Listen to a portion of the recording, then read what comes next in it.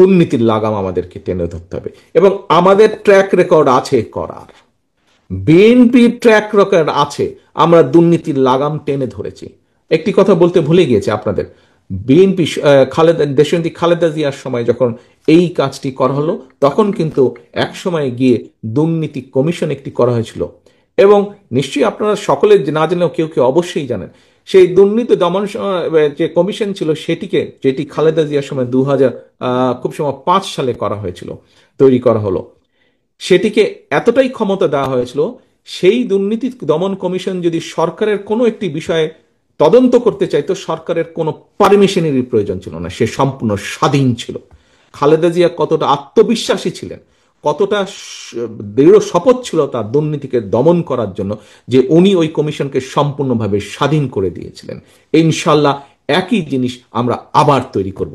এই নিয়মটি গত স্বৈরাচার এই নিয়মটি পাল্টে দিয়েছিল, যে সরকারের কোনো কিছু দুর্নীতি তদন্ত করতে হলে সরকারের পারমিশন লাগবে। এইটিকে আমরা দরকার হলে, যদি দেশের স্বার্থে প্রয়োজন হয়, এটিকে আমরা আবার চেঞ্জ করে দিব। প্রিয় সহকর্মীবৃন্দ, আসুন দুর্নীতির লাগাম টেনে ধরা, দেশকে খাদ্যে স্বয়ংসম্পূর্ণ করা, দেশকে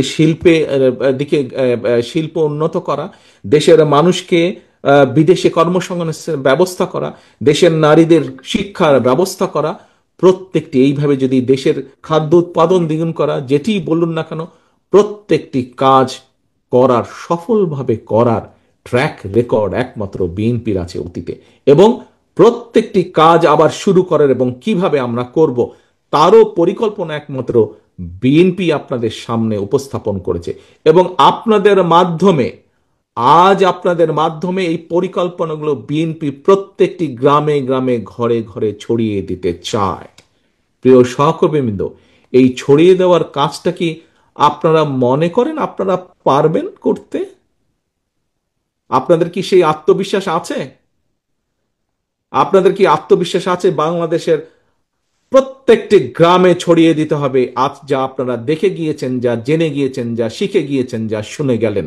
পারবেন কি আপনারা?